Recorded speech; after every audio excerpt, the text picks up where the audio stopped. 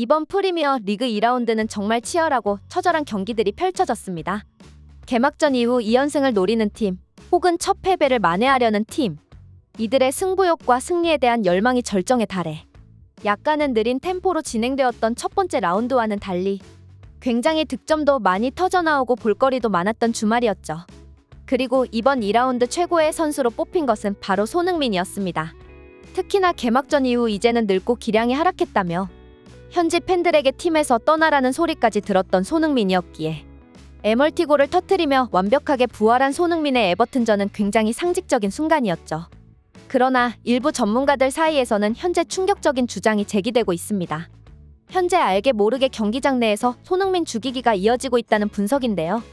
토트넘의 첫 홈경기에 펼쳐진 이 경기는 손흥민의 눈부신 활약으로 화제를 모았죠.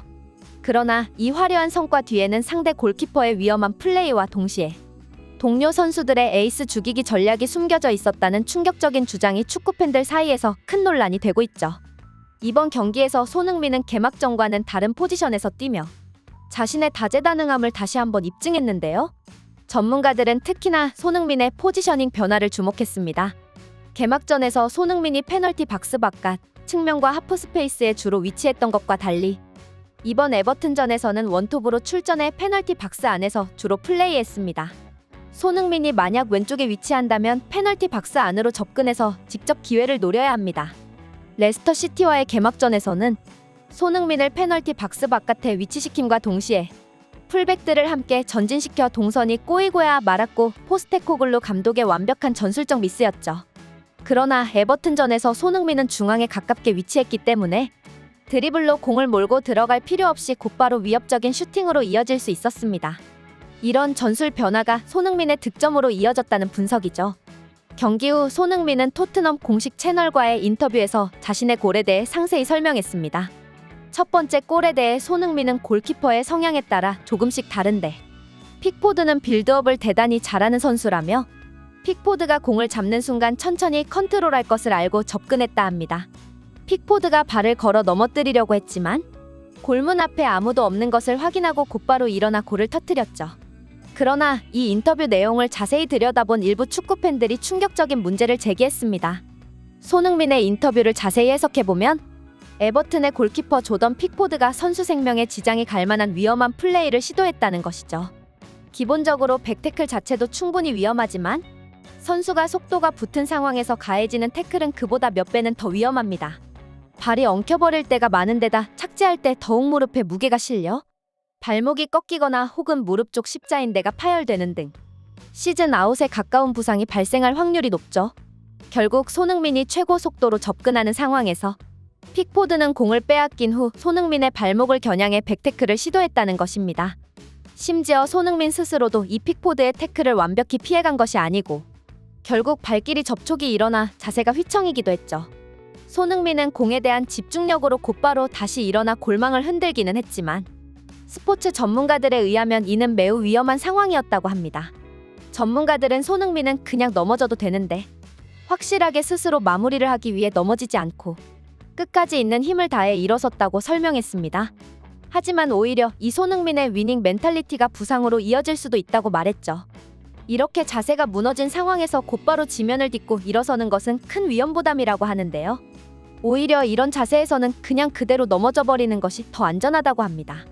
하지만 전문가들은 충격적인 것은 픽포드의 태클이 단발성 사건이 아니라고 말했습니다.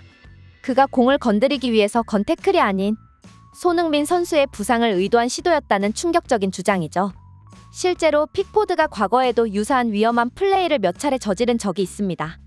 몇 년 전 리버풀과의 경기에서 픽포드가 세트피스 상황에서 반다이크의 무릎을 향해 가위차기 태클을 해 십자인대를 파열시켰습니다.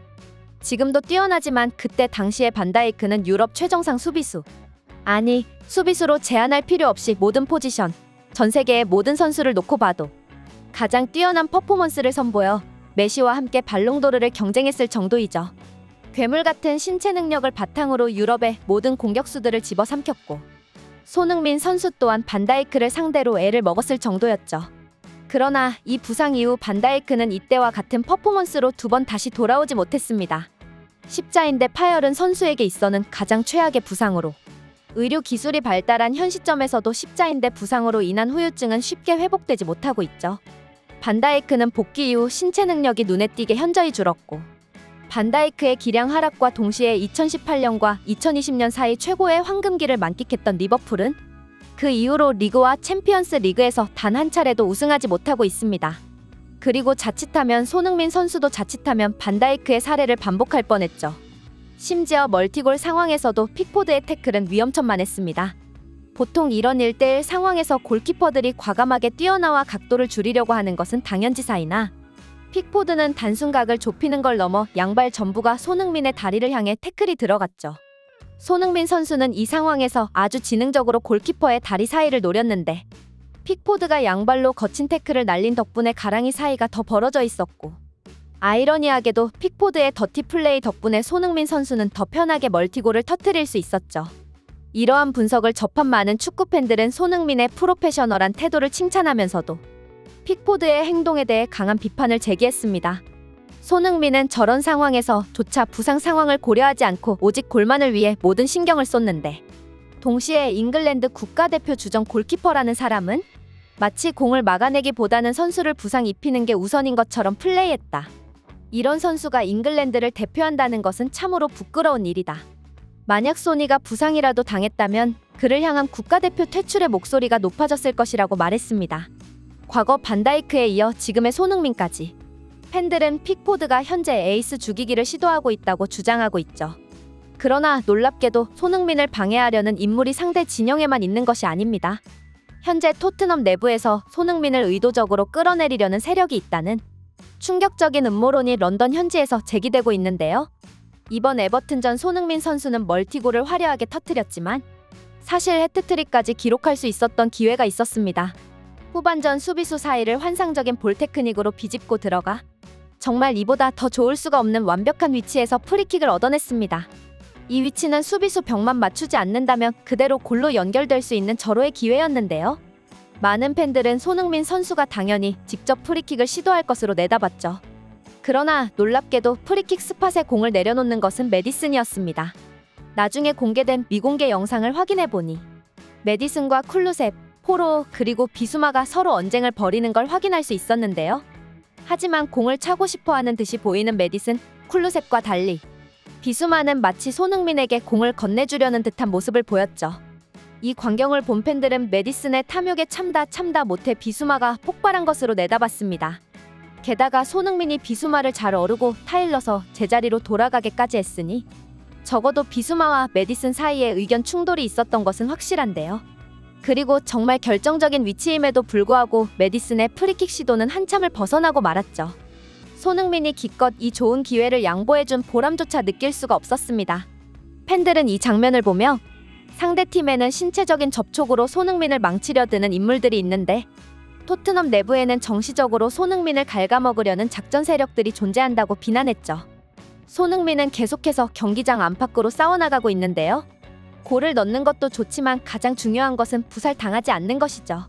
손흥민 선수가 이번 시즌에도 큰 부상 없이 완벽한 한 시즌을 치르기를 기대해봅니다. 항상 영상 끝까지 봐주셔서 감사드립니다. 가기 전에 구독과 좋아요 간절히 한 번만 부탁드리겠습니다. 감사합니다.